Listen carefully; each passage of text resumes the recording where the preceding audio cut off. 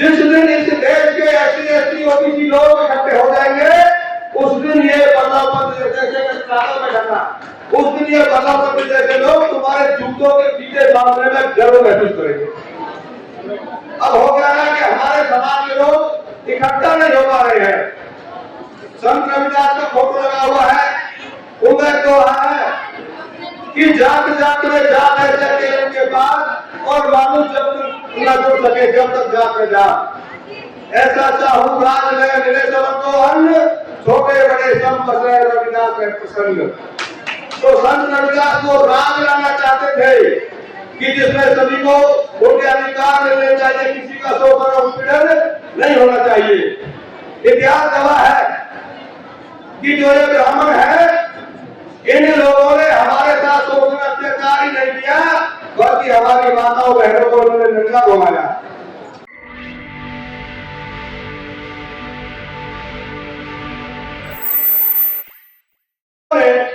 अपनी बोलने की आजादी होगी।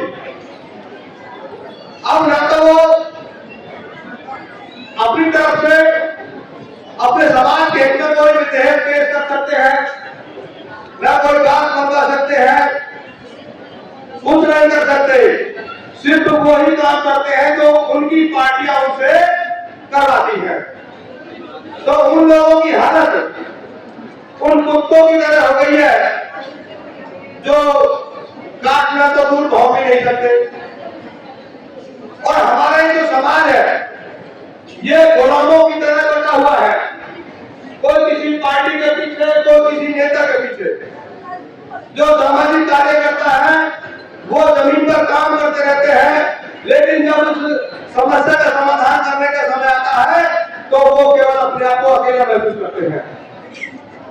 बाबा साहब ने लखनऊ में एक भाषण में कहा, उस समय वल्लभ पंत नाम का एक ब्राह्मण मुख्यमंत्री था, तब बाबा साहब ने कहा जिस दिन इस देश के एससी एसटी ओबीसी लोग इकट्ठे हो जाएंगे उस दिन ये वल्लभ पंत में ढका, उस दिन ये वल्लभ पंत जैसे लोग तुम्हारे जूतों के पीछे मामले में गर्व महसूस करेंगे।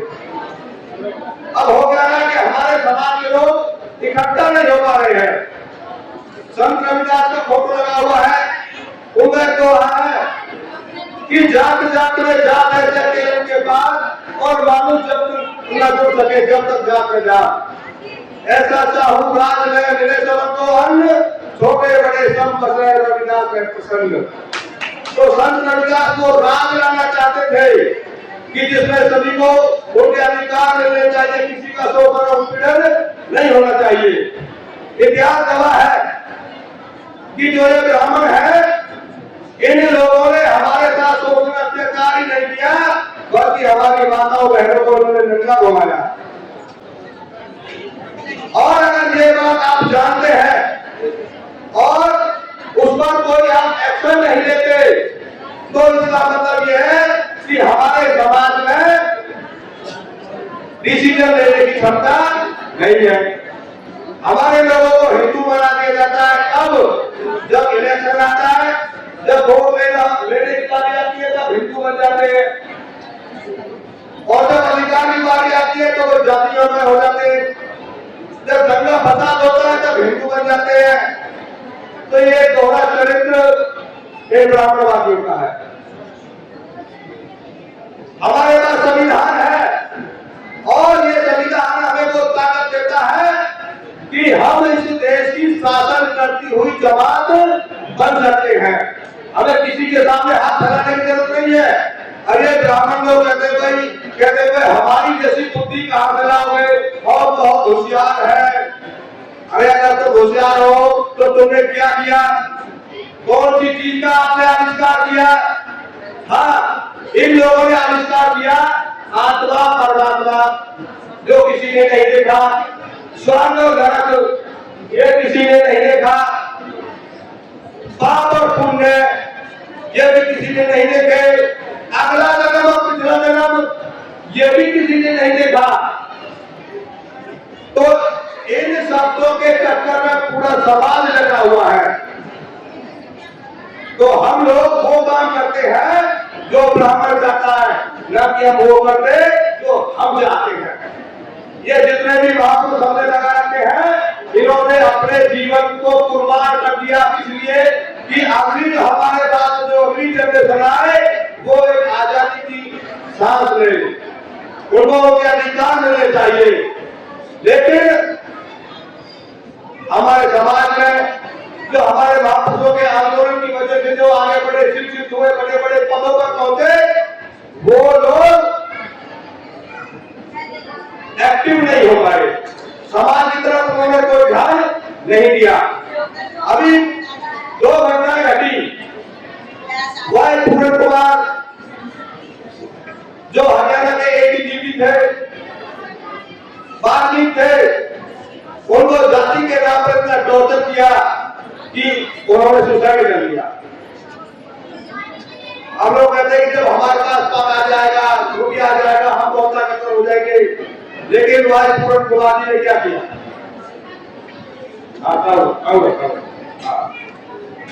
तो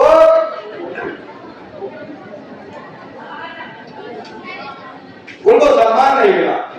दूसरी बात, बीआर गवाई साहब जिनके ऊपर एक ब्राह्मण ने जूता फेंक करके मारा,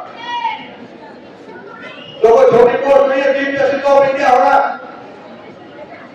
तो हमें हमारे जो लोग बड़े बड़े पदों पर उनको भी सम्मान नहीं मिल रहा है। अब हमारा जो समाज है जातियों में है, और लोग जो भी काम कर रहे हैं वो जाति के नाम से काम कर रहे हैं। जातियों के नाम पर उन्होंने संगठन बना रखे हैं। कोई जाटो महासभा बन रहा है, कोई जाट महासभा है, कोई गुंजर महासभा है, और इस तरह की बहुत सारी जो है जो विराट फुले जिनको राष्ट्रपिता कहते हैं, उन्होंने किताब लिखी गुलामगिरी, और उन्होंने इस देश के जो पिछड़े हुए लोग हैं जिनको SC/ST OBC कहते हैं, उनके लिए शब्द दिया है कि ये लोग इस देश के मूल निवासी है, ब्राह्मण बनिया विदेशी है, शोषण करने वाले, और जिनका शोषण होगा तो धर्म नहीं हो सकता। जातिगत जनगणना का जो मामला है वो उसी तरह से है जैसे आप इस हॉल में आए, भाई कितने आदमी आएंगे? भाई 500 आदमी आएंगे, ऐसा अनुमान है।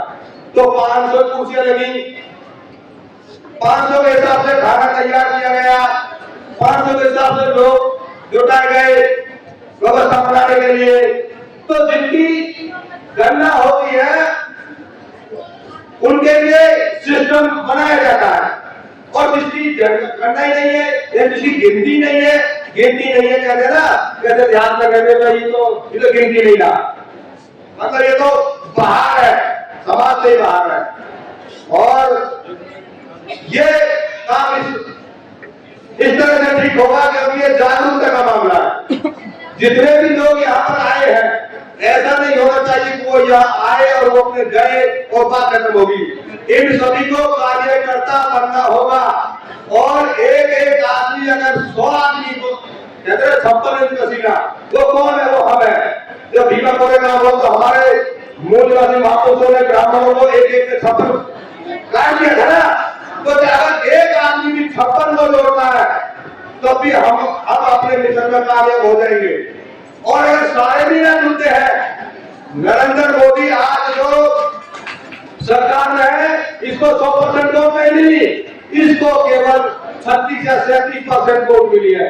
और यदि इस 36-37% को यदि आप हासिल कर जाते हो तो शासन में उस दिन आप बैठोगे, और बात रही अधिकारियों को परमिशन न दे रहे ना, यही लोग आपके जूते को भी दिवा देंगे। तो ये ताकत का मामला है। तो आप हम लोगों को ताकत अर्जित करनी है। और एक बात और मैं कहना चाहूंगा कि हम जो लड़ रहे हैं, हम अलग अलग लड़ रहे हैं। बाबा साहब ने कहा कि हमें इकट्ठा हो जाना चाहिए। अब बाबा साहब के मानने वाले लोग इकट्ठा नहीं हो रहे हैं, इसका मतलब यह है कि हम बाबा साहब की बात को नहीं मान रहे हैं। तो जितने भी छोटे बड़े संगठन हैं उन सभी को एक होना चाहिए, और ऐसे हमें तहरीर करेंगे। आपने मेरी बात को सुना, आपका धन्यवाद। जय हिंद।